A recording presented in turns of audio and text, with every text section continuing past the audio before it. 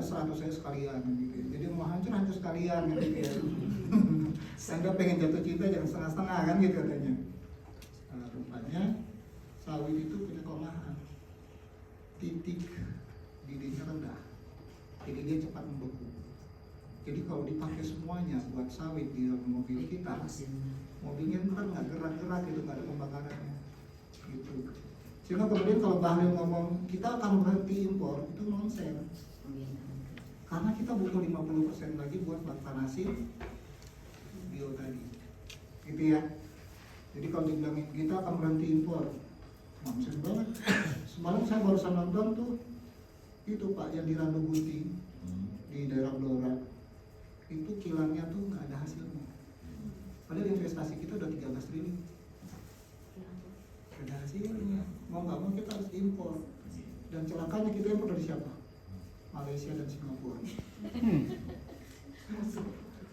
Dia nggak punya apa-apa kan ya. Kedua negara itu kedua negara miskin sumber daya alam. Kenapa kita impor dari sana? Karena dia berteman dengan penghasil minyak bumi. Kayak gitu. Jadi B50 tuh emang hanya 50.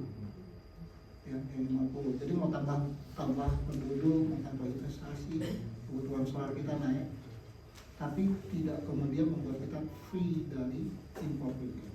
Kita tetap harus impor BBM. Sebagai gantinya, kita akan jual sawit kita ke mereka, mereka jual kita solar. Begitu ya. Jadi cara pandangnya begini. Ketika saya ke Mas Imam, saya butuh solar dari beliau. Solar dalam bentuk fosil. Saya punya sawit, kan ya. Tapi saya nggak bisa pakai semuanya. Jadi satu botol ini saya nggak bisa pakai semua. Saya bisa pakai setengah. Ya setengahnya itu saya ambil dari Mas Imam. Mas Imam bilang, saya butuh setengah itu buat apa? Gorengan. Dan gitu ya. Akhirnya saya jual sawit saya ke beliau. Beliau bikin saya solar dengan harga yang tentunya lebih murah saya jualnya. Supaya saya bisa beli solar dengan harga yang lebih mahal. Iya. Kayak gitu ya, logika berpikirnya begitu ya. Jadi teman-teman jangan melihat B50 itu hanya mengenai volume, tapi kita melihat sebagai sebuah transaksi. Nanti setelah ini saya akan tunjukin bagaimana transaksi itu berjalan. Oke, nah di sini tuh bagaimana B50 itu bekerja. Jadi setelah sawit itu kita panen, ya, hasilnya tuh buah ya. Pohonnya ditebang nggak? Enggak ya. Berapa lama pohon itu kita tebang sawitnya? 30. Kata Ilham 30, Busona 25. Kata orang kaya, kalau Busona kan tidak kaya ya, lebih cepat nanam lagi kan punya duit ya kan. Kalau dia kan masih mahasiswa ya, 30 35 nggak apa-apa. Nanti kalau udah kaya dia ya ganti Pak Hanif, Pak Bahlil gitu. Oke, jadi setelah kita panen buahnya, kita olah menjadi CPO. CPO tahu ya kepanjangannya? Nah itu sudah. Saya bahasa Inggris kemarin C. Jadi pas saya dulu kuliah di PB Pak, dosennya tuh datang gitu lihat saya. Terus dia berhenti, almarhum namanya Bu Nila. Anda sebenarnya saya kenal wajah Anda ini. Hanya ada dua pilihan Pak, orang yang dikenal oleh dosen itu. Yang pertama paling pintar, yang kedua paling padu. Nah saya masih yang keduanya Pak, yang paling padu. Dan setelah itu kenapa kenal saya paling padu? Karena waktu itu saya udah pasca. Gak mungkin kan mahasiswa pasti kuliah bahasa Inggris. Karena kan kalau dibilang pintar pasti nggak kuliah bahasa Inggris dong ya. Karena saya masih kuliah, saya paling bodoh. Berarti yang diingat adalah badunya. Begitu ya. Jadi dari CPO kemudian diubah menjadi FAME. FAME ini bahan dasar pembentuk solar. FAME adalah fatty acid methyl ester. Si ester kita ajak sekarang lagi nonton ya. Kayak gitu. Nah, nanti FAME ini menjadi biodiesel itu 98% menjadi biodiesel. Langsung campur. Oke, lanjut Mas. Nah, oke. Dalam modeling sistem kita itu tidak melihat X sama dengan Y, tapi X sama dengan Y1, Y2, Y3. Nanti ujungnya Y yang terakhir itu dia akan mempunyai X lagi. Bulat kayak bola, kayak tahu gitu. Nah, saya akan coba bimbing teman-teman lihat dari sisi sini dulu, dari hutan dulu ya, dari hutan. Nah, hutan itu ada dua, Ya, di kita itu di Indonesia tuh hanya ada 2 kementerian menguasai daratan ini. Daratan kita ini dikuasai oleh 2 kementerian. Kementerian ATR BPN dan Kementerian Kehutanan. Kementerian ATR BPN itu menguasai lahan-lahan yang sudah bersertifikasi. Ya, kalau teman-teman punya beli tanah gitu ya, pengen bikin sertifikat hak milik, itu ke ATR BPN. Selain itu dikuasai oleh Kementerian Kehutanan. Luas hutan kita ini sekarang 124 juta hektar. 60% dari luas daratan dikuasai oleh Kementerian Kehutanan. Nah, tadi kawasan hutan itu tidak selamanya berpohon. Jadi ada yang berpohon, ada yang tidak berpohon. Ada yang dulunya berpohon, sekarang sudah tidak berpohon. Kalau dalam bahasa kehutanan disebut apa, Mas? Dirambah. Gitu. Dirambah atau dimalingin gitu ya. Kayak gitu. Nah, jadi dulunya tuh dia bertutupan rapat, kemudian ada izin di dalam karena sebuah kegiatan disebut perambahan kemudian menjadi tidak berhutan gitu ya. Nah, di kehutanan ada mekanisme yang namanya kita melepas kawasan. Ya, melepas kawasan. Dulu dengan undang-undang Omnibus Law. Tahu Omnibus Law ya? Di sini ada yang tahu Omnibus Law nggak? Yang sampai demo itu. Yang sampai demo. Tapi Omnibus Law itu menceritakan tentang bagaimana pemerintah memfasilitasi investasi. Jadi semua investasi itu boleh masuk ke Indonesia. Kita akan siapin lahannya, gitu, dengan cara mempermudah regulasinya. Nah, muncullah Undang-Undang Nomor 23 Tahun 2021 tentang penyelenggaraan kehutanan. Ya, kemudian di penyelenggaraan kehutanan itu kita ada tuh yang namanya tuh izin pinjam pakai kawasan hutan itu dilepas jadi izin penggunaan kawasan hutan. Nah, penggunaan kawasan hutan itu kita lepas. Kita lepas kawasan hutan kita atas permohonan dari orang yang bermohon. Ya, biasanya itu swasta. Sudah lama nggak ngomong deh. Saya biasanya di kantor tuh yang diomelin gitu. Di sini saya disuruh ngomong. Tapi dulu ya. Prof mau ngomong dulu nggak? Biasanya nggak ngomong terus. Enggak, lanjut deh. Belum apa-apa. Oke. Dulu waktu zaman kita di IPH itu namanya Perwacana, masih ada Perwacana ini. Ini ya, Iya. Oke. Nah, areal yang sudah dilepas dari kawasan hutan disebut dengan APL, areal penggunaan lain, gitu ya. Nah, di APL itu kalau orang tuh boleh nanam apa aja tuh? Boleh nanam sawit, boleh nanam karet, boleh nanam singkong, bahkan boleh menanam orang di situ. Tahu nggak nanam orang? Kuburan. Jadi kadang-kadang kuburan tuh ada dalam kawasan hutan. Dan kemudian hanya tim terpadu dari Kementerian Kehutanan hanya datang untuk melepas kawasan jadi kuburan gitu. Ya, tapi emang itulah kebutuhannya ya. Dulu orang bikin hutan itu, bikin waktu menentukan peta itu zamannya Pak Wayan masih muda, itu lupa itu mengalokasikan lahan buat pemakaman begitu jumlah penduduk naik, begitu apalagi kemarin COVID banyak yang meninggal gitu ya. Kan kita butuh lahan buat nanam orang. Nah, sekarang kita lepas kawasan. Nah, sawit itu mempengaruhi di APL. Jadi, sawit itu merusak hutan itu kapan? Ketika dia dilepas menjadi APL. Itu kalau resmi. Kenapa resmi? Karena untuk mengubah itu menjadi APL butuh duit. Itu. Berapa duitnya? Sekali tim turun itu 500 juta. Paling murah itu. Belum nyogok teman-teman kita yang ada di kantor kehutanan. Kalau plus nyogok ya 2 miliar lah. Kayak gitu ya. Karena nyogoknya tuh sampai bupati gitu di Solo. Kepala dinasnya di Solo, itu kan gubernurnya di Solo sampai di Jakarta. Jadi hanya untuk bikin satu itu doang tuh hampir 2 miliar. Pertanyaannya, sanggupkah rakyat kita untuk membayarnya? Tentu tidak. Oke, next. Setelah itu bertanya. Oke ya. Nah, nanti kalau dia udah sampai di APL nih, itu bisa jadi sawit. Nah sekarang ini ada kebun kelapa sawit seluas 3,3 juta hektar dalam kawasan. 3,3 juta. Jadi kelihatan dari luar itu kalau kita baca statistik, kawasan hutan kita itu 124 juta. Pikiran teman-teman adalah pohonnya ada 124 juta hektar. Rupanya di dalamnya itu nempel 3,3 juta hektar sawit. Nah, kalau sawit 3,3 juta hektar dalam kawasan hutan, dia itu tidak membayar pajak. Gitu. Dia nggak bayar pajak. Kenapa dia nggak bayar pajak? Karena dia nggak berizin. Gitu. Begitu ya. Dia tidak berizin sehingga dia tidak membayar pajak. Nah, clue-nya adalah negara kehilangan pendapatan seluas 3,3 juta hektar. Nah, bayangin aja negara udah hilang hartanya, dicuri oleh orang-orang itu, ya, hilang juga biodiversitasnya, kemudian juga hilang produktivitasnya, tempat kaya. 3,3 juta hektar. Makanya sekarang hidupnya agak susah. Ya. Dan dulu zamannya Pak Rahman masih muda, enak banget ya Pak ya. Oh enak. Apalagi orang kehutanan ya. Bininya malah lebih dari satu Pak ya. Enggak lebih. Enggak lebih. Resmi. Yang resmi.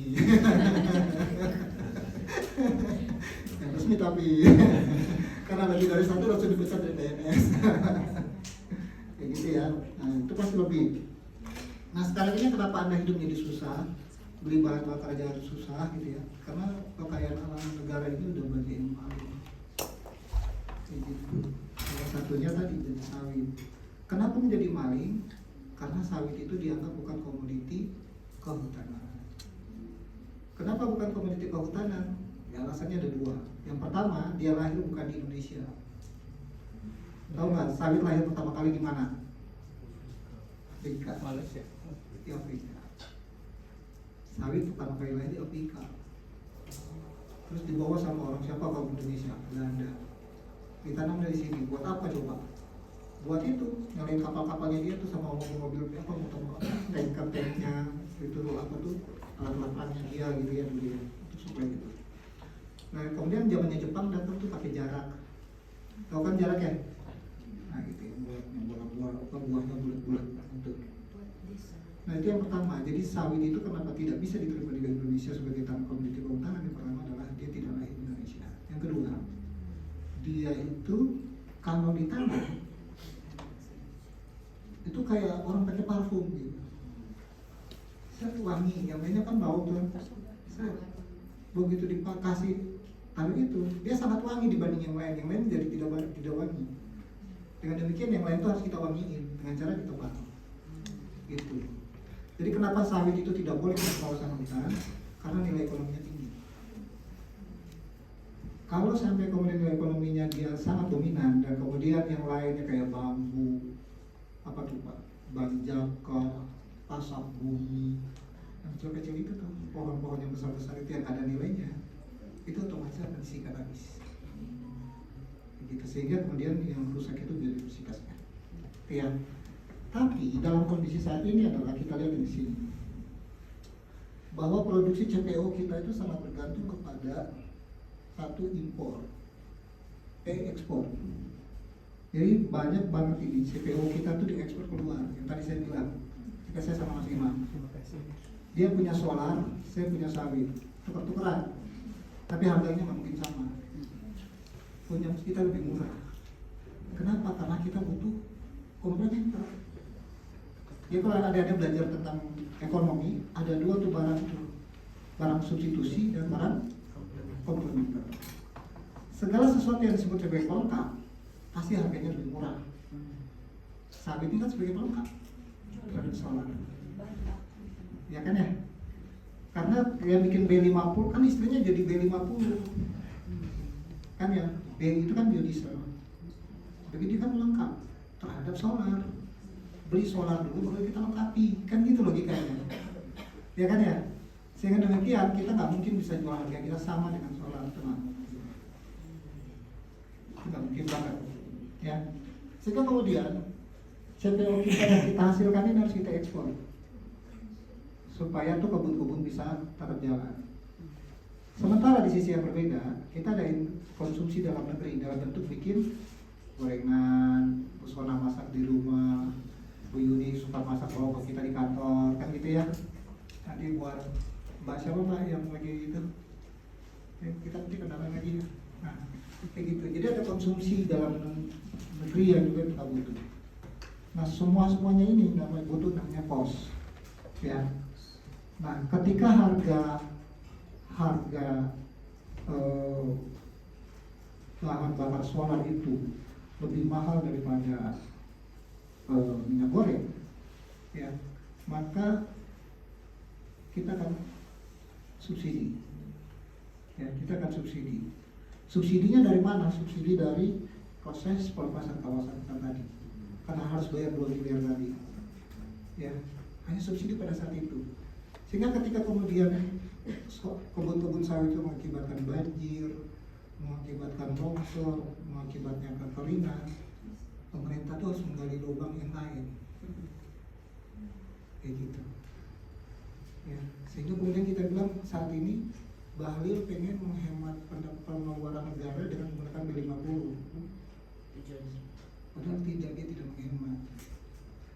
Dia hanya menyimpan utang buat nanti di masa depan. Ketika adik-adik nanti udah umur 40, 50, bencana banjir datang.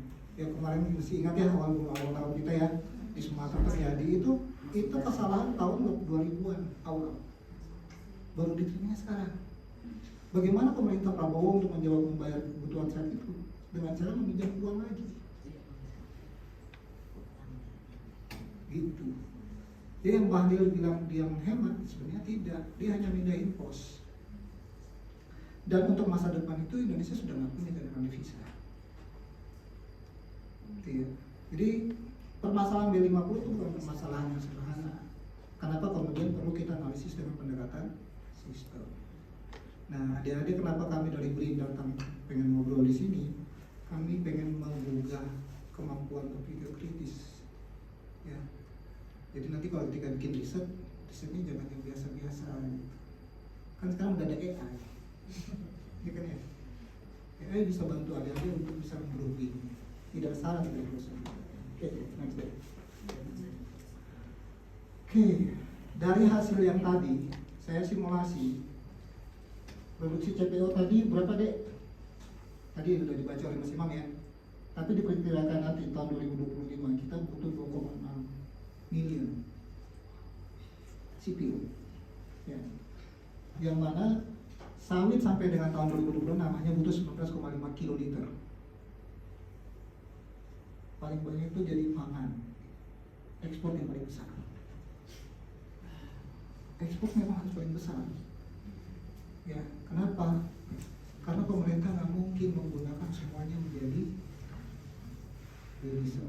Karena tadi sifat solar itu biodiesel itu tingginya sangat rendah. Kalau tidak diekspor, terus buat apa? Kalau kebanyakan hukum ekonomi mengatakan bahwa jika stok banyak, maka harga akan turun. Kalau harga akan turun, maka tidak akan ada lagi orang yang memanen buah sawit. Harus diekspor supaya harganya tetap. Jadi bohong tuh. Lagi-lagi Bahlil bohong. Gitu ya. Yang jadi Bahlul. Gak apa-apa kan ya ngobrol di sini ya? Gak ada yang pakai kamera kan? Oh pakai, tapi jangan diverifikasi. Gak apa-apa lah. Sekali-kali kan kita ngomongin sebuah kebahlulan kan gak masalah. Asal jangan kayak JK aja jadi. Tapi nggak ada suara. Hah? Suaranya kedap. Oh iya. Dia juga nggak tahu Lutfi itu siapa. Iya. Kita kan cuma cucu mau koran Sunda nggak kok cacing caunya. Udah tahu cacing cau nggak? Nah, nanti tanya Bu Sona. Cacing cau itu kayak apa? Next deh. Oke. Nah di sini sebagai pembelajaran bahwa teman-teman harus kritis melihat sebuah kebijakan itu tidak pada saat ini, tapi the next kayak apa. Karena nanti yang hidup di dunianya ada. Kami ini mungkin sudah yang terhormat almarhum Dr. Lutfi Abdullah sudah nggak dihormati lagi, orang udah mati kan gitu ya. Kalau sekarang masih yang terhormat gitu ya. Tapi begitu kita udah dalam tanah nggak terhormat. Ini jadi itu tadi aja. Yang pertama, bagaimana Anda bisa melihat CPU itu tetap ada untuk pangan. Yang kedua, kemandirian energi itu tidak mengakibatkan sebuah PR besar bagi Anda di tahun 2043 nanti. Yang terakhir adalah Anda tetap butuh yang namanya plasma nutfah. Ya, nah, ini udah ada yang menikah belum? Sudah ada yang menikah? Sudah ada ya? Udah tahu dong vitalitas, Mas? Iya, vitalitas itu artinya dari hutan, Mas. Jadi untuk meningkatkan daya tahan, endurance, Anda harus ambil dari hutan. Pasak bumi ya, Mas ya? Kayak gitu-gitu.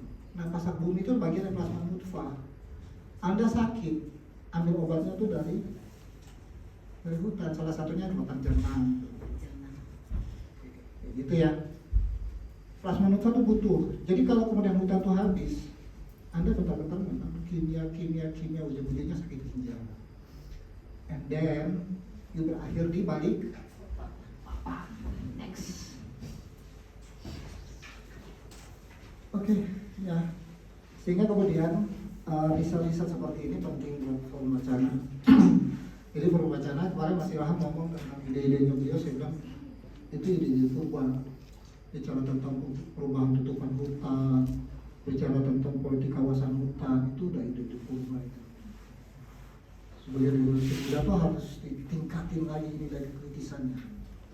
Jawab setiap statement kebijakan yang dikeluarkan oleh pemerintah. Anda harus bisa apa? Dan Anda harus bisa ngapain? Tentunya Anda harus kejar yang namanya tools untuk analisis.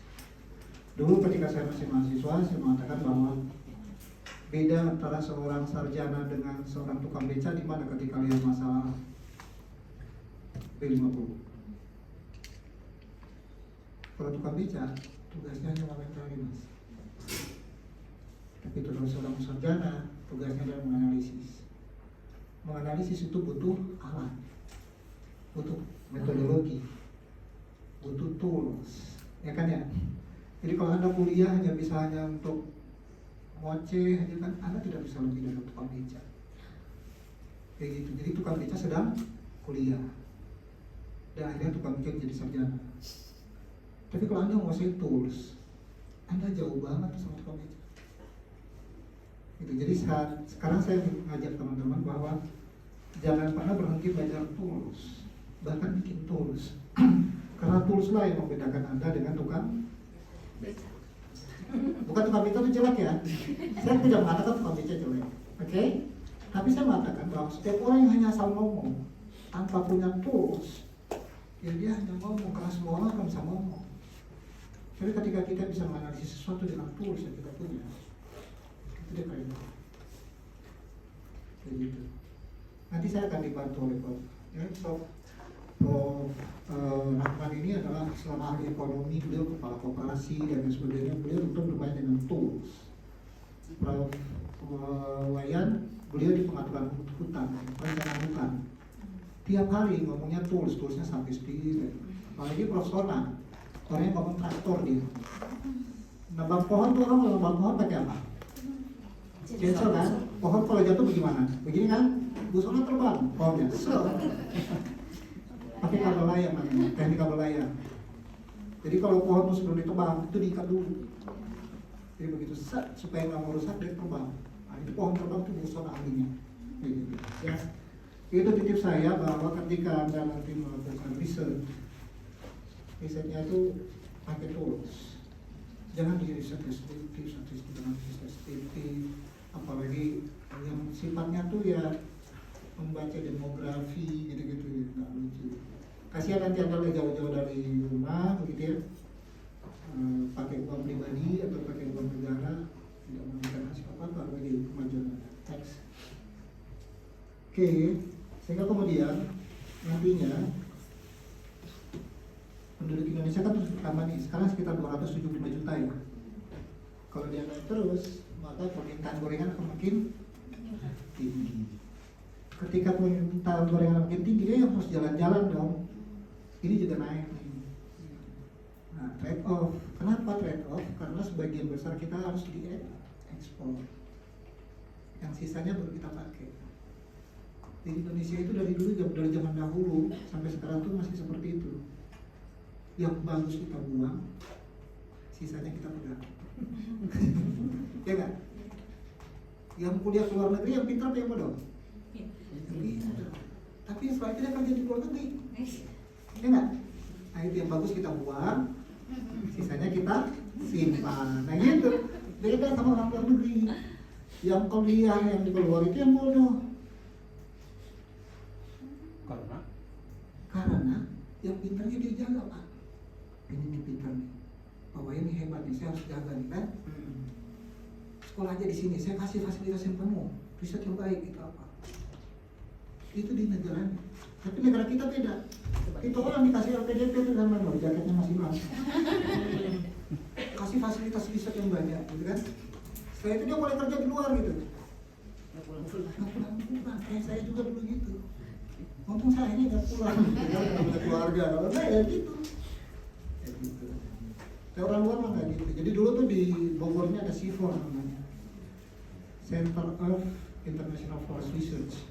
Yang kerja di situ orang yang kemampuan akademiknya di bawah. Sementara yang punya kita kayak Profesor Dodi Pridham Rahman. Kemudian yang saya tahu cuma Pak Dodi, karena waktu itu saya S2 saya dididik oleh Pak Prof. Dodi. Beliau itu sudah cum laude di Göttingen. Alhamdulillahnya beliau ditarik pulang oleh IPB. Kalau nggak beliau udah ditawarin juga tinggal di sana kayak Pak Habibie, gitu kan. Nah, ketika beliau kerja dengan CIFOR, orang CIFOR tuh banyak bertanya ke beliau. Pertanyaannya tuh bukan pertanyaan tentang Indonesia, tapi pertanyaan tentang basic science. Sehingga kemudian beliau bilang yang kuliah, yang kerja di CIFOR ini tingkat intelijensinya di bawah kita. Terus buat apa mereka kerja di kita? Sementara yang pintar-pintar tidak kerja di negaranya. Di Indonesia kebalik tuh. Yang pintar-pintar dicuri, karena bisa apa? Bisa bahasa Inggris doang. Nah, sementara yang sisa disimpan ya, termasuk saya, Prof. Waya, Prof. RE, Prof. Solna, dan itu ya, itu begitu. Next. Oke, nah ketika permintaan tinggi maka kita hanya bisa lakukan ada dua. Intensifikasi. Intensifikasi itu apa? Meningkatkan rendemen ekstraksi. Jadi kalau dari buah segar menjadi CPU itu kan 20%. Nah nanti riset teman-teman itu harus bisa meningkatkan jadi 20%. Supaya buah yang dihasilkan banyak, menghasilkan CPU yang banyak. Gitu. Itu intensifikasi namanya. Kalau enggak, dari yang awalnya cuma 3 ton per hektar menjadi 5 ton produksi buah segarnya, kayak gitu-gitu. Atau yang kedua, yang paling gampang dilakukan adalah ekstensifikasi. Dengan cara apa? Bongkar hutan. Oke, next, kita akan lihat siapa yang akan membongkar hutan. Oke, kelihatan mudah-mudahan ya. Yang merah ini adalah kebun swasta dulunya tahun 2021. Yang biru ini adalah kebun negara, yang hijau ini adalah kebun rakyat. Di tahun 2026 yang biru ini hilang. Kenapa? Karena kebun negara itu dikuasai oleh BUMN. BUMN kan tidak efektif dalam mengelola sumber dayanya. Yang ada cuma swasta. Swasta nggak nambah. Kenapa? Karena bikin izin untuk pelepasan kawasan tadi itu butuh duit. Ya, makanya ini tukang maling ini makin banyak. Terus. Sehingga kemudian B50 nanti yang siapa supplier utama B50 adalah kebun rakyat. Bukan kebun pemerintah, bukan kebun swasta. Jadi siapa yang harus kita benarin awalnya?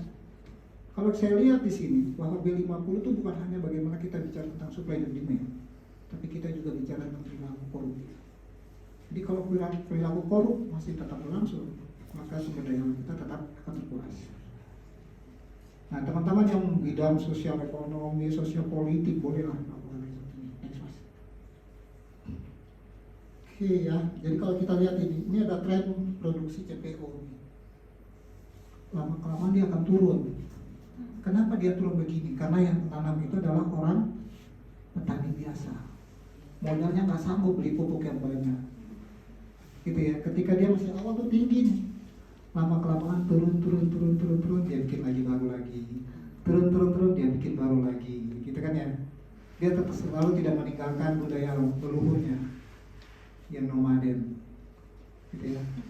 Begitu tidak produktif pindah. tidak produktif pindah gitu ya. Nah, seperti ini. Sementara produksi kita terus naik. Kondisi seperti ini mengakibatkan kebutuhan lahan dalam kawasan hutan tetap makin tinggi. Ini ancaman terhadap biodiversitas. Oke, Anda mungkin nggak bisa melihat ini, tapi ini adalah hubungan antara aktor.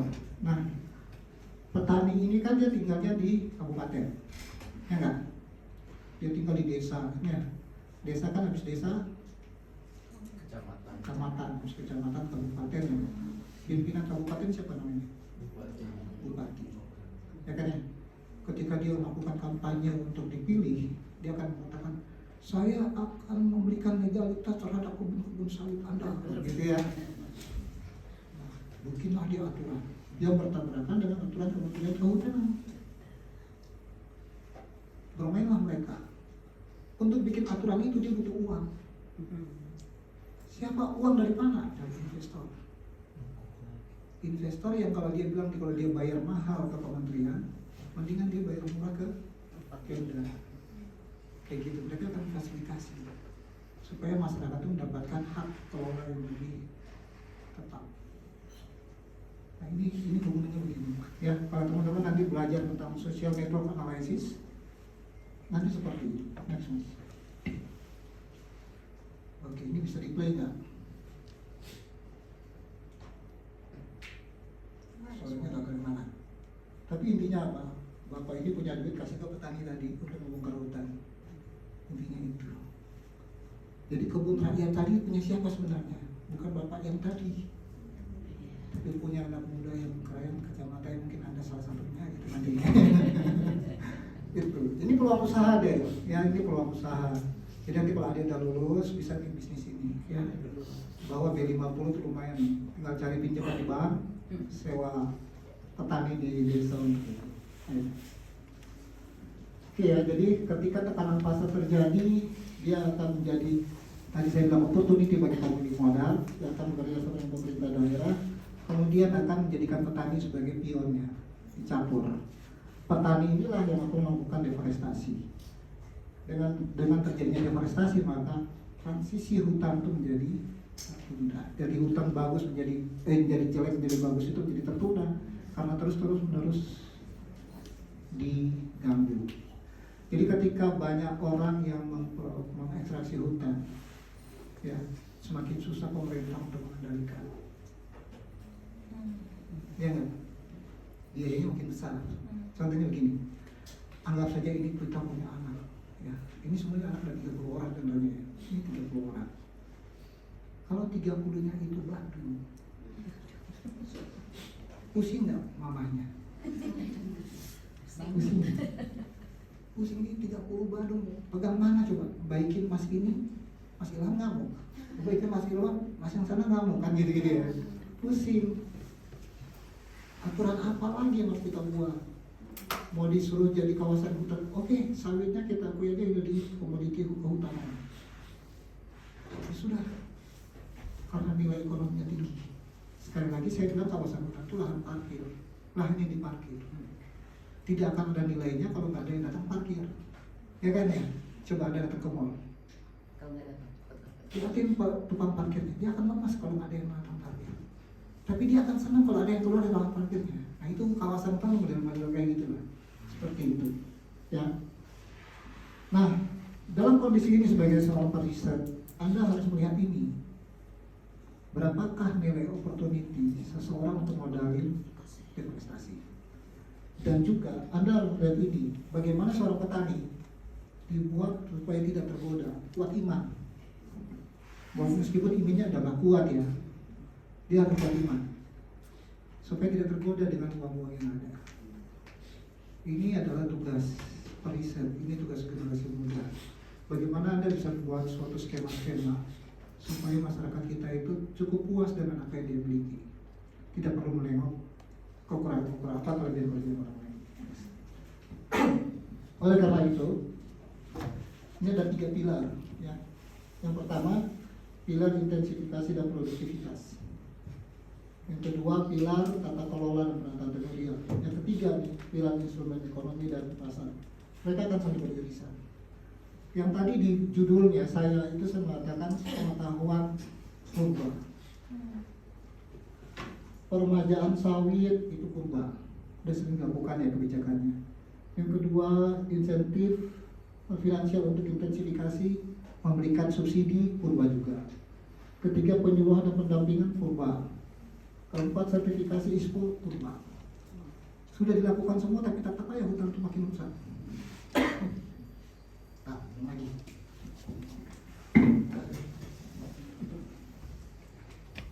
Mau buat kopi, silakan buat kopi di belakang. Kopinya nih ada. Biasa kalau langsung dikasih Pak. Di kopi itu. Oke ya, 3 di atas ini purba. Yang ini juga purba. Ya. Cuman saya menawarkan 2 hal baru. Yang pertama adalah biodiversitas kredit. Tahu nggak biodiversitas? Keanekaragaman hayati. Itu harus bisa diduitin. Jadi jika suatu desa mampu menjaga hutannya baik, tidak tergoda dengan sawit, harus dikasih duit. Siapa yang kasih duit? Pemerintah. Pemerintah dapat duit dari mana? Dari pajak kebun. Kayak gitu. Untuk bayar biodiversitas kredit. Karena kalau dikasih ke usaha, misalnya bilang, udah nih kita tanamin singkong, kita kasih tanam pisang, kita kasih tanam apa? Ujung-ujungnya akan jadi sawit. Ya enggak? Iya, program pemberdayaan desa dengan penanaman ketahanan pangan, bangun sawah yang luas gitu ya. Contoh Merauke tuh kemarin awal-awal Prabowo itu kan dikasih 1,1 juta hektar tuh buat sawah bu. Si Amran kan ngomong tuh 1,1 juta hektar di Merauke. Totalnya nggak jadi kan? Nanam tebu-tebu nggak jadi, sekarang jadi sawit. Sudah. Sudah Pak. Sudah dilaksanakan. Habis sudah hutan kita 1,1 juta. Papua kan Oh. untuk mulai diamalkan estate gitu ya. Terus dia bilang kemandirian pangan, apa ketahanan pangan. Katanya tadi saya baca 50 untuk mereka. Prabowo mengizinkan untuk ekspor beras yang mana Pak? Sementara Anda kemarin habis ngomong sama Trump, kita kan terima semua hasil pertanian Anda dengan harga yang murah. Terus kita harus ekspor, yang mana harus ekspor? Yang kita beli dari Amerika itu kebodohan macam apa ini kan gitu ya. Jadi kalau bahasa kasar, kebodohan macam apa ini yang kita dipertontonkan. Saya hanya menggugah kebritisan Anda. Jadi kalau Anda nggak British, akan melihat, tidak akan terlihat kebodohan-kebodohan itu. Dan kebodohan-kebodohan itu terjadi. Dan di mana kita ini, kita sendiri nggak ada. BRIN, IPB, universitas yang terkenal bahkan itu nggak ada. Nah, bagaimana Anda ada bikin polisi brief? Siapa tahu Anda akan diundang di istana sebagai salah satu pekerja di istana. Yang pertama jadi politik. Yang kedua adalah ketika dalam satu desa ada rakyat, ada warganya yang melakukan tanam sawit, maka dia harus bisa memberikan penghasilannya ke desa. Yang disebut dengan pajak progresif atau pajak Pegovian. Di sini yang merokok nggak? Perokok. Saya dan Prof itu perokok. Di dalam rokok kita itu ada disebut pajak Pegovian. Pajak yang ditimbulkan akibat dari daya rusak terhadap orang yang sekitar kita. Itu pajak Pegovian namanya. Nah, ketika dia membangun sawit, dia harus menjawab pajak Pegovian untuk ke desa. Kemudian desa akan menciptakan sebagai pendapatan yang akan dikelola oleh desa. Kayak gitu. Ini silakan Anda teliti. Silakan Anda jadikan sebagai sebuah pertanyaan di magister atau doktoral Anda. Supaya manakah yang lebih efektif? Pajak Pegovian yang sifatnya lokalisasi dalam sebuah rumah atau desa, atau biodiversitas kredit yang sifatnya dalam sebuah administrasi.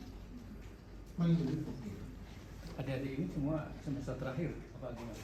Untuk saran seperti itu kan kalau masih lagi setelah 2 tahun hilang sudah. Maksud saya yang sudah makanya nanti bisa pilih pembimbing di antara Semester kalian. Ini apa? dokter semua soalnya. Gitu ya. Jadi Pak Wayan ini karena orang berencana dia bicara tentang sustain, keberlanjutan, ya kan ya.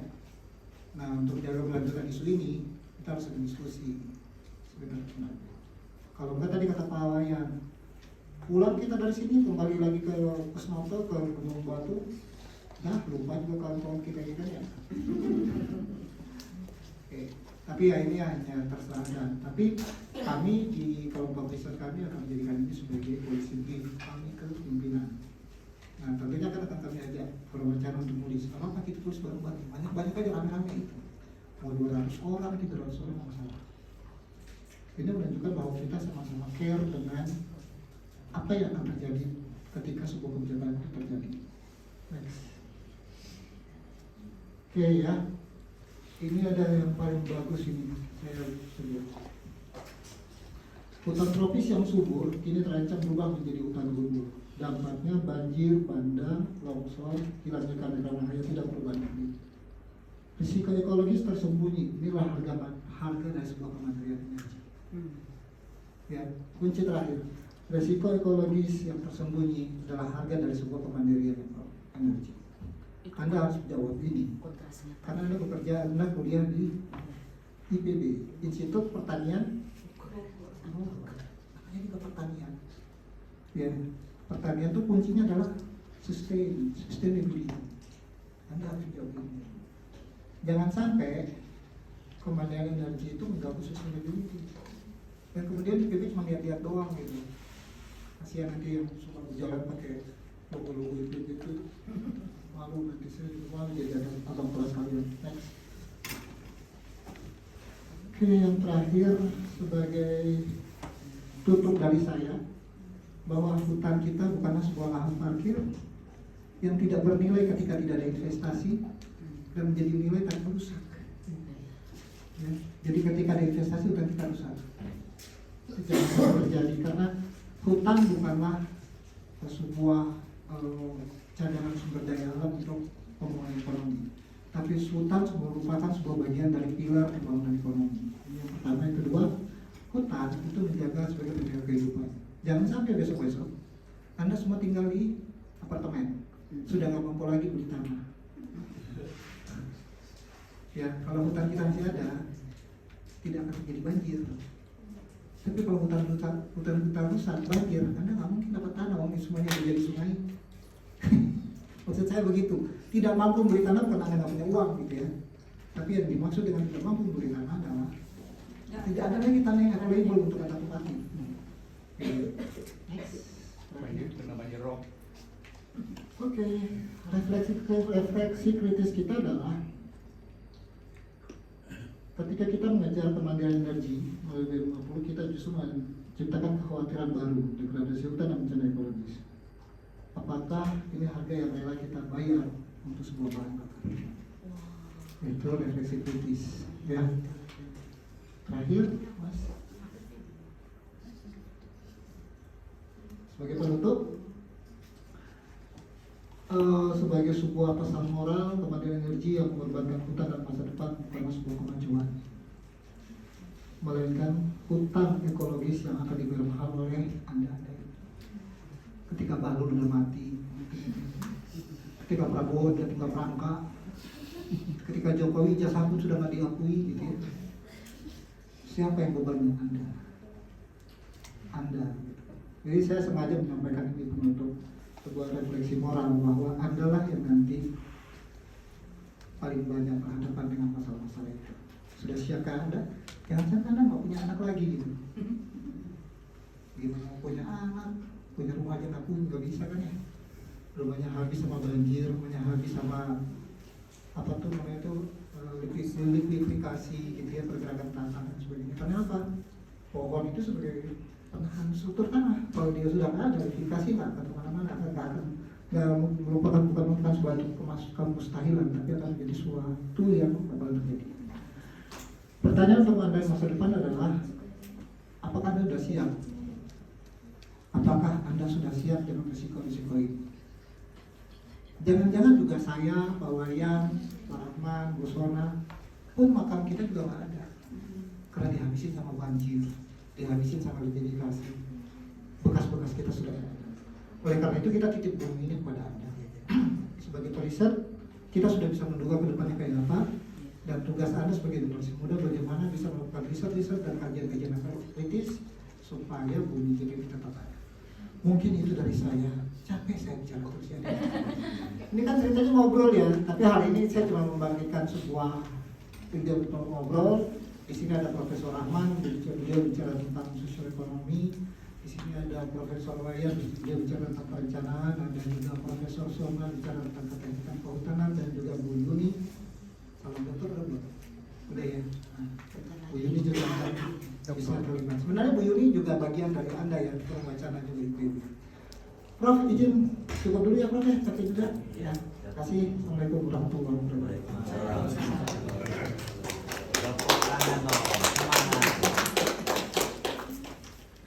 Terima kasih pada materi kita. Mungkin selanjutnya sebelum kita mulai dari teman-teman, dari profesor-profesor, Baik, saya kasih tambahan sedikit. boleh. Prinsipnya, ya udah nggak apa-apa di sini. Kalau saya perintah Profesor ya.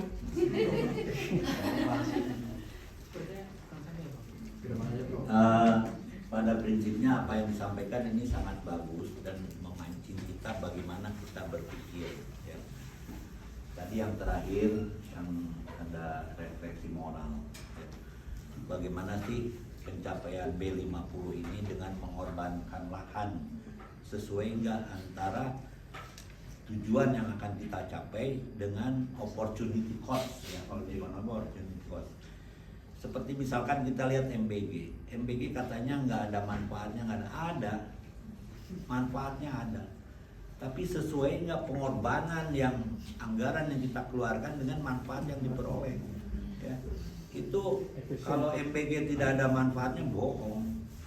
Ada, tapi nggak berimbang. Seperti saya jualan sayur, ya. Jualan sayur dapat berapa sih yang kita peroleh? Ya. Ada manfaatnya buat kehidupan saya. Tapi saya jualannya pakai mobil yang memang mewah. Berimbang nggak?